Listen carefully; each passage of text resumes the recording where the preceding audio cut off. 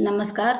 औद्योगिक प्रशिक्षण संस्थानों में संचालित व्यवसाय stenographer and secretarial assistant Hindi के विषय आशलिपि सैद्धांतिक में अंकित प्रसंग व्यंजन रेखाओं को मिलाने का अभ्यास। आज मैं इसके बारे में आपको प्रशिक्षण प्रदान करूंगी। आज के हमारे प्रशिक्षण का जो उद्देश्य है वो है व्यंजन रेखाओं को मिलाने का नियम, यानी कि व्यंजनों को मिला के हम कैसे लिखते हैं और उसके साथ ही साथ व्यंजन रेखाओं को मिलाकर उनसे शब्द बनाने के बारे में भी हम जानेंगे। व्यंजन रेखाओं को मिलाने के नियम, इसमें आपका क्या है, किसी भी शब्द को लिखने से पहले उसमें क्या होगा, जैसे क ख ग घ आप सीख लिए, उसके बाद क्या हुआ, उसको मिला के एक शब्द आप बनाते हैं, तब तो आपको वो भाषा लिखनी आएगी। इसी तरह शॉर्ट हैंड में भी आप व्यंजन क सीख लिए, ख सीख लिए, प सीख लिए, उसके बाद क्या होगा, वो जब मिला के एक जगह लिखेंगे तभी तो एक शब्द बनेगा और आप पढ़ पाएंगे। तो उसके लिए क्या है आपका, उसके लिए आपको नियम क्या क्या रूल फॉलो करने हैं वो आपको यहाँ पे हम विस्तार से बताएंगे।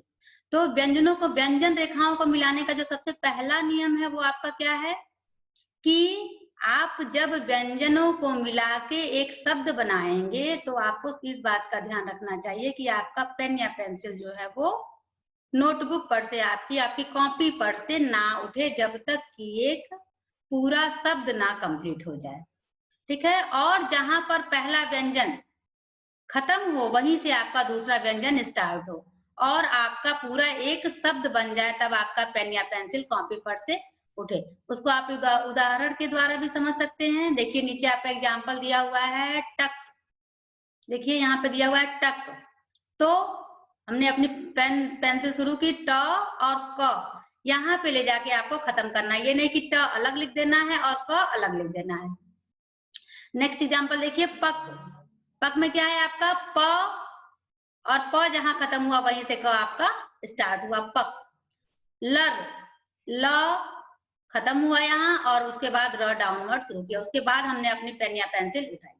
तो जब भी आप व्यंजनों को मिला के शब्द लिखेंगे तो उसमें सबसे पहला नियम जो आपका महत्वपूर्ण नियम ये है कि आपका पेन या पेंसिल कागज पर से उठना नहीं चाहिए और जहां पर पहला व्यंजन खत्म होगा वहीं से दूसरा व्यंजन आपका शुरू होगा। अब दूसरे नियम पे आप आइए।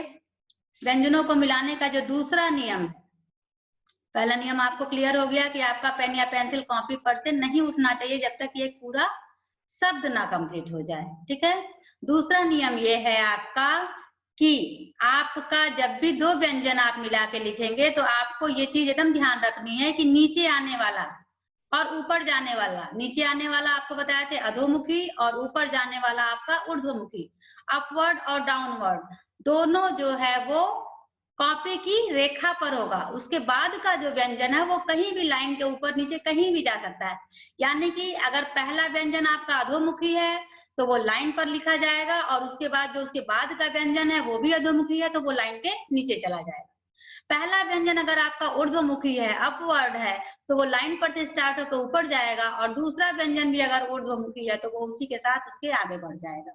यानी कि जब दो व्यंजन आप मिलाएंगे तो सबसे पहले आपको पहले वाले व्यंजन की लाइन स्थान का निर्धारण करना है, यानी कि पहला जो व्यंजन रहेगा वो कॉपी की रेखा पर होगा, उसके बाद वाले व्यंजन इधर उधर कहीं भी आपके आ जा सकते हैं। जैसे इसमें एग्जाम्पल आपका दिया हुआ है, देखिए टप, टप आपका है तो क्या है इसमें ट पहला लाइन पे लिखा हुआ है और प उस लाइन के नीचे लिखा हुआ है, ध्यान से आप लोग देखिए सब लोग। दूसरा है आपका फट, तो फ लाइन पे है और ट उस लाइन के नीचे है, यानी कि बस हमको पहले ही व्यंजन का विचार करना है और पहला व्यंजन जो है वो कॉपी की रेखा पर होना चाहिए। टन, ट लाइन पे आया, न उसके नीचे गया, ठीक है। तो सेकंड नियम आपका, सेकंड रूल आपका ये कह रहा है कि जब भी हम दो व्यंजनों को मिलाएंगे तो हमको इस बात का एकदम ध्यान रखना है कि बस पहला अक्षर जो है वो कॉपी की रेखा पर हो, उसके बाद वाले अक्षर कहीं भी आपके लाइन के ऊपर या लाइन के नीचे आप कहीं भी लिख सकते हैं, उससे हमको नहीं ज्यादा ध्यान देना है, हमको बस पहले व्यंजन के पे ध्यान देना है, ठीक है। थर्ड नियम आप देखिए, आपका तीसरा नियम, व्यंजनों को मिलाने का जो तीसरा और सबसे महत्वपूर्ण नियम है आपका ये, जब भी आप 2 या 2 से अधिक व्यंजनों को मिला के लिखेंगे तो ये तीसरा नियम जो है आपका सबसे महत्वपूर्ण नियम है आपका। इसमें कह रहा है क वर्ग। आपको व्यंजनों में बताया गया था कि वर्ग मतलब आपके 4 व्यंजन हो जाएंगे। क वर्ग बोल रहा है तो क ख ग और घ। प वर्ग अगर बोलेगा तो प फ ब भ, यानी कि जो भी वर्ग बोलेगा वो पहला व्यंजन बस बोलेगा और उसमें आपको 4, उसके 3 और उसमें ऐड करने हैं तो वो वर्ग बन गया। क वर्ग में क ख ग घ। तो ये कह रहा है कि क वर्ग के अक्षर और म न अंग ये क्या होते हैं, ये आपको बताया गया है कि ये ना अपवर्ड होते हैं ना डाउनवर्ड होते हैं। ये क्या होते हैं, ये हॉरिजॉन्टल समतल होते हैं। लाइन पर लिखना, लाइन से ऊपर जाते हैं ना लाइन के नीचे आते हैं। ये क्या होता है, ये लाइन पर लिखे जाते हैं। ठीक है, तो ये इनको क्या बोलते हैं, हम आड़े अक्षर बोलते हैं। क वर्ग म न अंग, ये जो 7 व्यंजन है आपके, ये आपके आड़े व्यंजन कहलाते हैं। इसलिए यदि हम व्यंजनों को मिला के शब्द बना रहे हैं और उस शब्द में सबसे पहला अक्षर इन 7 व्यंजनों में से अगर कोई भी आता है तो क्या होगा, और उसके बाद कोई डाउनवर्ड स्ट्रोक आता है, यानी कि अगर आप जोड़ समझ जाइए कि ख आया आपका तो समतल है, आड़ा है, लाइन पर लिखा जा रहा है, और उसके बाद डाउनवर्ड आया, डाउनवर्ड में आपका है ट। नीचे आप देखिए यहाँ पे ख और ट। ये कह रहा है कि अगर आड़े व्यंजन आए, क वर्ग और म न अंग में से कोई आया और उसके बाद डाउनवर्ड आया, तब आपका जो पहला नियम है कि पहला अक्षर कॉपी की रेखा पर होना चाहिए, वो नियम यहाँ पे फॉलो नहीं होगा, वो रूल यहाँ पे अप्लाई नहीं होगा। तब क्या हो जाएगा कि यदि क ख ग घ म न अंग ये किसी शब्द में सबसे पहले आते हैं और उसके बाद कोई डाउनवर्ड स्ट्रोक आता है, तब ये क ख ग घ और म न अंग लाइन के ऊपर लिखे जाएंगे और जो डाउनवर्ड है वो लाइन पर आकर खत्म होगा। जैसे एग्जांपल आप देखिए, ख और ट, खट, तो ख क्या हुआ आपका लाइन के ऊपर बन गया और ट आपका आके लाइन पर खत्म हुआ। सेकंड एग्जांपल है आपका गब, तो ग लाइन के ऊपर चला गया और ब लाइन पे आके आपका खत्म हो गया। कट, क लाइन के ऊपर चला गया, ट आपका अधोमुखी है, डाउनवर्ड है, ट लाइन पे आके। मतलब बस कहने का मतलब ये है कि यदि क ख ग घ म न अंग के बाद कोई नीचे आने वाला व्यंजन आता है तो ये लाइन के ऊपर चले जाते हैं, तब आपका वो नियम नहीं फॉलो होता है कि हम इसको कॉपी की रेखा पर ही लिखेंगे। ठीक है, अब नेक्स्ट नियम देखिए, चौथा नियम जो आपका है, चौथा नियम भी तीसरे वाले नियम से ही जोड़ के बनाया गया है। ठीक, अब ये आप अभी पढ़े कि डाउनवर्ड आता है क, फिर इसमें देखिए चौथे नियम में ये कह रहा है कि क वर्ग के अक्षर, क वर्ग के अक्षर मतलब वही क ख ग और घ तथा म न और अंग, यानी कि 7 व्यंजन हो गए, क ख ग घ म न और अंग के बाद ऊपर जाने वाले अक्षर आते हैं। ठीक है, ऊपर जाने वाले अक्षर आते हैं मतलब अपवर्ड स्ट्रोक, ऊर्ध्वमुखी रेखाएं आपको व्यंजनों में बताया गया है कि अगर इन 7 व्यंजनों के बाद कोई ऊपर जाने वाले व्यंजन आते हैं तो क्या होगा, तब फिर ये जो 7 व्यंजन है वो आपको लाइन पर लिखे जाएंगे। थर्ड नियम में आपको बताया कि यदि क वर्ग म न अंग के बाद कोई डाउनवर्ड स्ट्रोक आता है तो ये लाइन के ऊपर चले जाते हैं। फोर्थ नियम जस्ट उसका अपोजिट है, ये कह रहा है कि अगर क वर्ग के अक्षर यानी कि क ख ग घ और म न और अंग ये 7 व्यंजन में से कोई भी एक व्यंजन किसी भी शब्द में सबसे पहले आता है और उसके बाद नीचे से ऊपर लिखे जाने वाले व्यंजन आते हैं, तब फिर ये हमारी कॉपी की रेखा पर से ही शुरू होगा। जैसे कि उदाहरण में आप देख सकते हैं कल, तो ल क्या आपका अपवर्ड ल, ऊर्ध्वमुखी ल लिखा हुआ है तो क लाइन पर आ गया और ल ऊपर चला गया। कर, कर में आपका क लाइन पे है और अपवर्ड र लिखा हुआ है। नव, न लाइन पे है और ये ऊर्ध्वमुखी, वो नीचे से ऊपर को लिखा जाता है तो ये लाइन के ऊपर। ठीक, मतलब वही आपके तीसरे नियम का ही जस्ट अपोजिट आपका चौथा नियम है कि यदि तीसरे नियम में है कि कवर के अक्षर और उसके बाद कोई डाउनवर्ड स्ट्रोक आता है तो वो लाइन के ऊपर चले जाते हैं। चौथा नियम आपका ये कह रहा है कि कवर के अक्षर तथा मन अंग के बाद कोई ऊपर जाने वाला व्यंजन यानी कि ऊर्ध्वमुखी अपवर्ड स्ट्रोक आता है तो फिर ये 7 व्यंजन जो है आपके लाइन पर से शुरू होते हैं। पांचवा नियम आप देखिए, पांचवें नियम में ये कह रहा है कि क वर्ग म न अंग यानी कि वही 7 व्यंजन, वही आड़े व्यंजनों की बात अभी हो रही है। पांचवें नियम में भी कह रहा है कि क वर्ग म न अंग के बाद नीचे जाने वाला और ऊपर जाने वाला कोई दोनों अक्षरों में से कोई भी व्यंजन नहीं आता है, बल्कि क्या आता है, दूसरे आड़े अक्षर आते हैं, तब क्या होता है, तब वो दोनों आड़े व्यंजन जो हैं लाइन पे लिखे जाते हैं। इसको एक बार फिर से आप समझिए। ये कह रहा है कि क वर्ग और म न अंग इन 7 व्यंजन, अगर ये शब्द में किसी भी शब्द में सबसे पहले हैं ये 7 व्यंजन, और इन 7 व्यंजनों के बाद कोई फिर इन्हीं 7 में से कोई एक व्यंजन आता है, ना अपवर्ड आता है ना डाउनवर्ड आता है, यही 7 व्यंजन में से कोई एक व्यंजन आता है, तब क्या होगा, तब ये ना लाइन के ऊपर जाएंगे ना लाइन के नीचे आएंगे, तब ये दोनों जो आपके आड़े अक्षर हैं वो लाइन पर से ही स्टार्ट होंगे, लाइन पर ही लिखे जाएंगे। एग्जाम्पल के उदाहरण से आप समझ सकते हैं इसको। देखिए जैसे आपका दिया हुआ है मन, तो म लाइन पर शुरू हुआ और न भी आपका लाइन पर ही लिखा गया, यानी कि दोनों आड़े व्यंजन है, ना कोई अपवर्ड है ना कोई डाउनवर्ड है, तो दोनों आपका क्या हो गया, लाइन पर से ही शुरू होगा। सेकंड एग्जांपल है आपका नक, तो न और क दोनों क्या है, समतल है, हॉरिजॉन्टल है, आड़ा है, तो ये दोनों लाइन पर ही, न भी लाइन पे शुरू हुआ और क भी आपका लाइन पर ही लिखा जाएगा। थर्ड देखिए मक, तो क्या हुआ, ये भी दोनों आपके आड़े व्यंजन है, हॉरिजॉन्टल कहिए आड़े कहिए, ठीक है, तो ये भी आपका म लाइन पर शुरू हुआ और क जहां पे म खत्म हुआ वहीं से क आपका स्टार्ट हो गया। तो बस इसके कहने का मतलब है कि यदि क वर्ग म न अंग के बाद ना अपवर्ड आता है ना डाउनवर्ड आता है, क्या होता है, नेक्स्ट यही आड़े व्यंजन रिपीट होते हैं, तो हमको उन दोनों आड़े व्यंजनों को लाइन पर ही लिखना है। छठा नियम क्या कह रहा है, व्यंजनों को मिलाने का 5 नियम आप समझ चुके, बहुत सी बातें आपको समझ में आ गई होंगी। छठा नियम देखिए, छठा नियम आपका ये कह रहा है कि जब 2 या 2 से, अभी एक व्यंजन की बात हो रही थी, अभी तक एक आड़े व्यंजन की बात हो रही थी, अब ये कह रहा है कि जब 2 या 2 से अधिक आड़ी रेखाएं एक साथ आवे और उसके बाद कोई नीचे आने वाली रेखा आती है, तो ये आड़ी रेखाएं कॉपी की रेखा के ऊपर लिखी जाती हैं। कहने का सारांश क्या है, आप इसका कहने का सारांश इसका आपका तीसरे नियम का ही है। उसमें बस क्या अंतर है इसमें और इसमें, उसमें जो है आपका ये कह रहा है कि एक आड़ा व्यंजन, इसमें कह रहा है कि जब 2 आड़ी रेखाएं आ जाती हैं सब किसी भी शब्द में सबसे पहले, और उसके बाद फिर कोई डाउनवर्ड स्ट्रोक आता है, तब ये दोनों आड़ी रेखाएं जो है लाइन के ऊपर लिखी जाती हैं, और जो अधोमुखी जो डाउनवर्ड स्ट्रोक है वो लाइन पर आके खत्म होता है।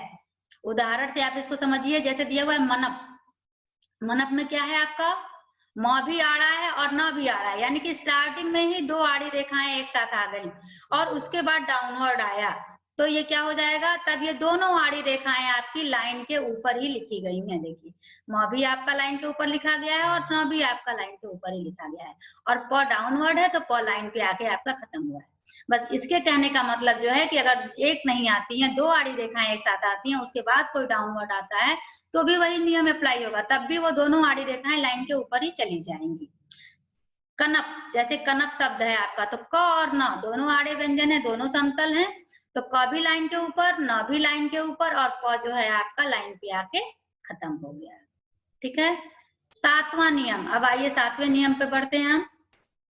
7वां नियम ये कह रहा है कि किसी भी शब्द में यदि पहले व्यंजन का स्थान निर्धारित हो गया है, ठीक है, किसी भी शब्द में यदि पहले व्यंजन का स्थान निर्धारित हो गया है, तो क्या हुआ, दूसरे व्यंजन इसके साथ मिला के आप लिख सकते हैं।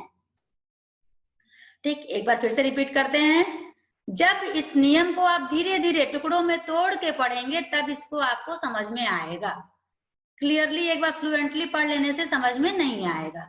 ठीक है, तो किसी भी सेंटेंस को टुकड़ों में तोड़ के आप पढ़िए तो वो आपको उदाहरण एकदम क्लियर हो जाएगा, वो रूल एकदम आपको क्लियर हो जाएगा। तो हमारा 7वां नियम जो है ये कह रहा है कि पहले व्यंजन का मतलब, अगर आप कोई शब्द बना रहे हैं तो उसमें पहले व्यंजन का अगर हमको स्थान पता है, प्लेसिंग पता है कि पहला व्यंजन कहाँ लिखा जाएगा, तो दूसरा तीसरा उसका कोई हमको फिर डिस्टर्ब नहीं करेगा। पहला व्यंजन अगर हमको पता है कि लाइन पर लिखा जाएगा, तो दूसरा उसके बाद वहीं से स्टार्ट, वहीं से जोड़ के लिखना है। तो उसमें कोई दिक्कत नहीं होगी। यानी कि पहले व्यंजन का अगर स्थान निर्धारित है तो दूसरे व्यंजन, दूसरे अक्षर इससे मिलाकर लिखे जाते हैं। उनके प्लेस का कोई, उनके स्थान का कोई विचार नहीं किया जाता है। ठीक, अगर हमको किसी भी शब्द का पहला व्यंजन और उसकी प्लेसिंग पता है कहाँ लिखना है, तो दूसरे व्यंजन इससे मिला के हम आसानी से लिखते जाएंगे। ठीक है, जैसे आप देखिए एग्जाम्पल, उदाहरण देखिए आपका एग्जाम्पल है पकज, प, क और ज। तो पहला व्यंजन आपको पता है प है, डाउनवर्ड है, तो क्या होगा, लाइन पर लिखा जाएगा। तो पहले व्यंजन का प्लेस निर्धारित हो गया, लाइन पर आ गया प, क उसी से मिला के वहीं से स्टार्ट करना है, तो क हॉरिजॉन्टल है तो क भी लाइन पे आ गया, और ज डाउनवर्ड स्ट्रोक है तो ज लाइन के नीचे चला गया। यानी कि प का हमको बस प्लेस, पकज शब्द में बस हमको प का प्लेस पता करना है, बाकी क और ज हम उसके मिला के लिख लेंगे। कनप, तो कनप में क्या है, आप इसके पहले नियम पढ़े हैं, आपको पता है। तो क्या हुआ, क और न दोनों हॉरिजॉन्टल है, समतल है, तो क और न दोनों का प्लेसिंग आपको पता है कि लाइन के ऊपर लिखना है। तो लाइन के ऊपर हम इसको लिखे क भी और न भी। उसके बाद प डाउनवर्ड है, लाइन पर आके खत्म हो गया। थर्ड देखिए मनट, मनट में क्या है, ये भी दोनों आड़ी रेखाएं हैं, म भी और न भी। तो उसके बाद डाउनवर्ड है तो ऑटोमेटिक इसका हमको प्लेस पता है कि ये लाइन के ऊपर लिखा जाएगा। तो पहला म का प्लेस पता है लाइन के ऊपर लिखा जाएगा, तो न उससे मिला के लिखा गया, और ट डाउनवर्ड है तो लाइन पे आके। यानी कि सातवां नियम ये बता रहा है कि यदि किसी भी शब्द में पहले व्यंजन का स्थान निर्धारित है तो उससे बाकी के जो व्यंजन है उसी से मिला के, उसी से जोड़ के, क्योंकि आपको पेन और पेंसिल तो हटानी नहीं है, इसलिए जहां पे पहला व्यंजन खत्म होगा वहीं से दूसरा व्यंजन लिखना है। तो पहले व्यंजन का स्थान अगर निर्धारित है तो हमको व्यंजनों को मिलाने में आसानी होगी या कोई दिक्कत नहीं आएगी। नेक्स्ट नियम पे हम चलते हैं, आठवां नियम। आठवां नियम क्या कह रहा है, रेखाओं में आपको बताए थे कि वक्र रेखाएं होती हैं, सरल रेखाएं होती हैं, उसी से आपके व्यंजन बने थे। तो उसमें वक्र अक्षर में क्या था, जो सर्किल से हम आपको व्यंजन बताए थे वो वक्र में आए थे, और जो लाइन से बताए थे, कोण के माध्यम से बताए थे, वो जो है आपके सरल व्यंजन में आए थे।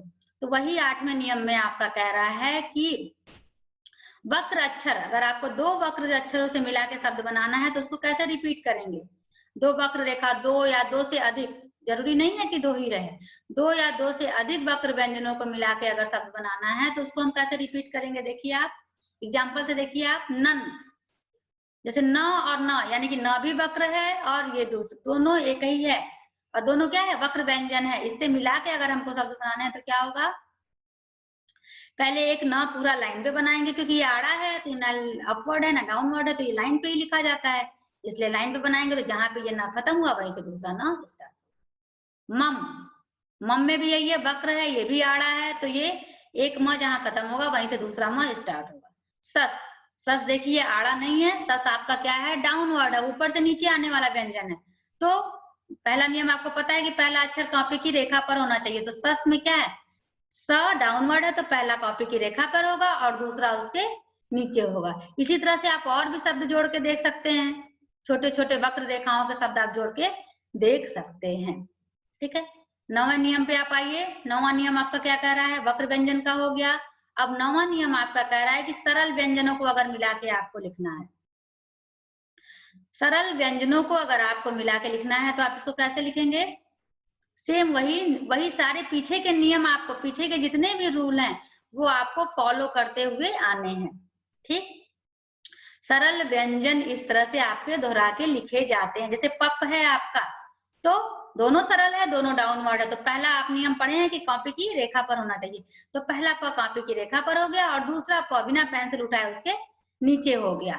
गध, तो ये दोनों क्या है, समतल है, तो दोनों लाइन पर ही लिखा जाएगा। जज डाउनवर्ड है, तो पहला ज लाइन पर और दूसरा ज उसके नीचे, यानी कि लिखने का जो पहला नियम है वहीं से हम नियम फॉलो करेंगे, अपने मन से कुछ नया नहीं बनाएंगे। बस जो पहला नियम क्या कह रहा है कि पहला अक्षर कॉपी की रेखा पर होना चाहिए, वही उसी तरह से सरल व्यंजन दूसरा उसके नीचे मिला के हम लिख देंगे। 10वां नियम आइए आप, अब 9 नियमों के बारे में आप जान चुके हैं। ठीक है, कोई भी वाक्य आप टुकड़ों में तोड़ के पढ़िए, आपको ज्यादा आसानी से समझ में आएगा। ठीक है, 10वां नियम देखिए आप, 10वां नियम ये कह रहा है कि च वर्ग, च वर्ग में आपका क्या है, च, छ, ज और झ। च वर्ग के अक्षर यानी कि ये 4 व्यंजन और र अपवर्ड जो नीचे से ऊपर लिखे जाने वाला र है, और र को काट के जो बनाया जाता है ड़ से मतलब सड़क, सड़क शब्द में जो ड़ आता है वो अपवर्ड।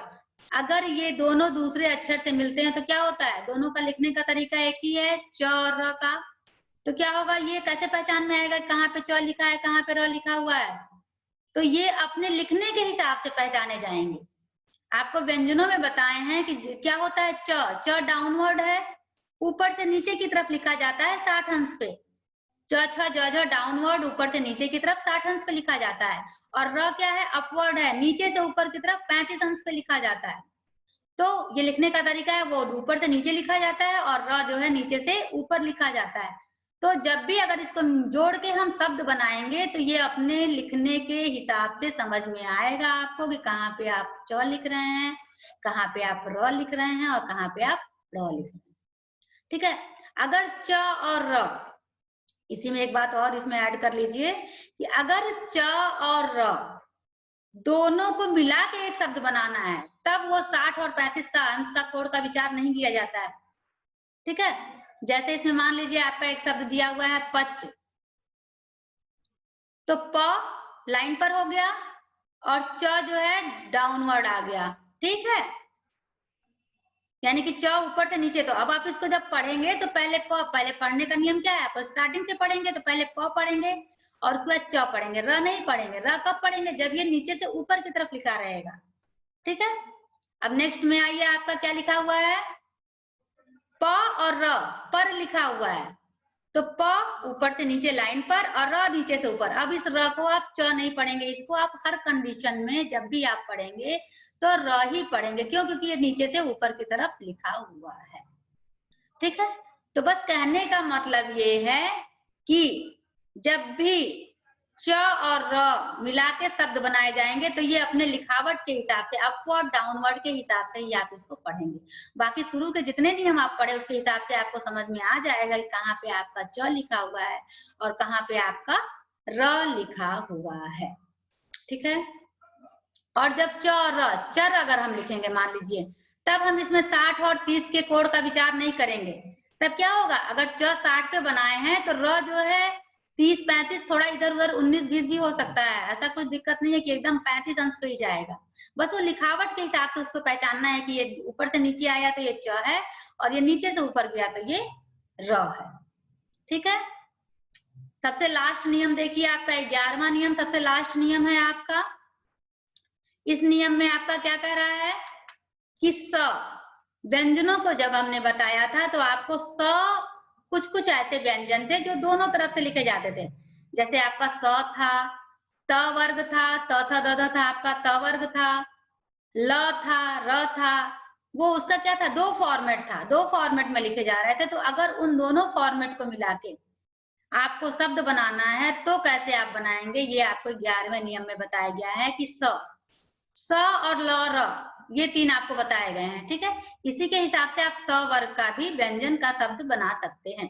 इसमें आपको बोल रहा है 11वें नियम में कि स दाया बाया, यानी कि दाएं तरफ से भी लिखा जाता है और बाएं तरफ से लिखा जाता है और डाउनवर्ड होता है। ये स दाया बाया, ल और र नीचे और ऊपर अगर लिखने हो तो आप किस तरह से लिखेंगे। ठीक है, देखिए इसमें लल, अगर ल और ल 2 बार जोड़ना है तो अपवर्ड ले गया तो ल अपवर्ड गया, फिर दूसरा ल भी अपवर्ड गया। अगर डाउनवर्ड ले आएगा लल तो क्या होगा, पहला ल लाइन पे आ जाएगा और दूसरा ल उसके नीचे आ जाएगा। ठीक है, लर, नेक्स्ट पे आइए लर, तो ल अपवर्ड गया और र डाउनवर्ड आ गया। और अगर अपवर्ड र लिखना है तो ल अपवर्ड गया, उसी में र भी अपवर्ड जुड़ गया। यानी कि जहां पे भी जिस भी व्यंजन के 2 रूप दिए गए हैं उन व्यंजनों को लिखने में आपको उनके ज्वाइनिंग करने में विशेष ध्यान देना है। ठीक है, कहाँ पे दाया यूज होगा, कहाँ पे बाया यूज होगा, कहाँ पे अपवर्ड होगा, कहाँ पे डाउनवर्ड होगा। देखिए नल, नल में क्या है, अगर अपवर्ड नल डाउनवर्ड ल लिखेंगे तो न ऊपर चला जाएगा लाइन के, और अगर अपवर्ड ल लिखेंगे तो न जो है वो लाइन पर आ जाएगा। अगर मान लीजिए कोई और वर्ड आप ले लीजिए, स से सम लिखना है अगर आपको, या सल लिखना है, या सस लिखना है, सस ही लिखना है, ठीक है, तो क्या होगा उसमें, अगर आप बायां सा बना रहे हैं तो बायां सा उसके नीचे भी बनेगा, ये नहीं कि एक बायां सा बना देंगे और एक दायां सा बनाएंगे, नहीं। अगर आप एक ही व्यंजन 2 बार रिपीट कर रहे हैं और उस व्यंजन का 2 फॉर्मेट है, 2 प्रारूप में वो व्यंजन लिखा जाता है, तो एक ही प्रारूप आप उसका यूज करेंगे रिपीट करने में भी। जैसे सस लिखना है तो अगर बायां सा बनाए तो दोबारा भी बायां सा ही बनेगा, अगर दायां बनाए हैं तो दोबारा भी आपका दायां ही बनेगा, ठीक है। अब देखिए आप व्यंजन रेखाओं को मिला के आपके छोटे छोटे शब्द बनाने, कैसे बनाने हैं आपको, आप इसकी खूब प्रैक्टिस करिएगा, तब आप इसको समझ में आएगा। हमने यहाँ पे कुछ व्यंजन रेखाओं से मिला के यहाँ पे दो शब्दों को जोड़ के, 2 व्यंजनों को जोड़ के शब्द बनाया है। आप उसको देखिए, 3 व्यंजन जोड़िए, 4 व्यंजन जोड़िए, धीरे धीरे आप इसको प्रैक्टिस करेंगे तब आपको ये समझ में आएगा। पहला देखिए लिखा हुआ है टप, ट लाइन पर आ गया, प उसके नीचे आ गया, फट फॉर लाइन पर है, रूल के अकॉर्डिंग लिखना है आपको, कोई दिक्कत नहीं होगी। टन, मन, मन में क्या है, दोनों आड़े व्यंजन है इसलिए दोनों लाइन पर ही लिखे गए हैं आपके। नक में भी वही है, आड़े व्यंजन है इसलिए लाइन पे लिखे गए हैं। मक में भी आड़ा व्यंजन है, लाइन पे लिखा गया। मनक में क्या है, शुरू के 2 आड़े हैं, उसके बाद एक डाउनवर्ड है, तो जो शुरू के 2 आड़े हैं वो लाइन के ऊपर चले जाएंगे, और जो प है डाउनवर्ड वो जो आपका लाइन पर आ जाएगा। कल, कल में क्या है, ल अपवर्ड है, वो ल लाइन के ऊपर चला जाएगा, और क जो है वो लाइन पे आ जाएगा। कनक में भी स्टार्टिंग में 2 आड़े व्यंजन है, उसके बाद डाउनवर्ड है, तो दोनों आड़े व्यंजन आपके लाइन के ऊपर हो जाएंगे, और प जो है आपका लाइन पर आ जाएगा। कर, क लाइन पे और अपवर्ड र। इसी तरह से आप 2 या 2 से अधिक शब्दों से जोड़ के छोटे छोटे शब्द बना सकते हैं, ठीक है। इसके लिए आप विशेष जो है और अधिक जानकारी के लिए हिंदी संकेत लिपि की ऋषि प्रणाली की पुस्तक, उसके लेखक गया प्रसाद अग्रवाल हैं, और दूसरी एक किताब है stenographer and secretarial assistant theory Nimi pattern की, गोविंद बल्लभ शर्मा की, इससे भी आप अध्ययन करके और अधिक जानकारी हासिल कर सकते हैं। आज के प्रशिक्षण में मैंने क्या किया, आप लोग को व्यंजन रेखाओं को मिलाने के नियम, उनको व्यंजन रेखाओं को मिलाकर शब्द बनाना आदि के बारे में जानकारी दी। आशा है कि यह प्रशिक्षण भविष्य हेतु आपके मददगार होगा। धन्यवाद।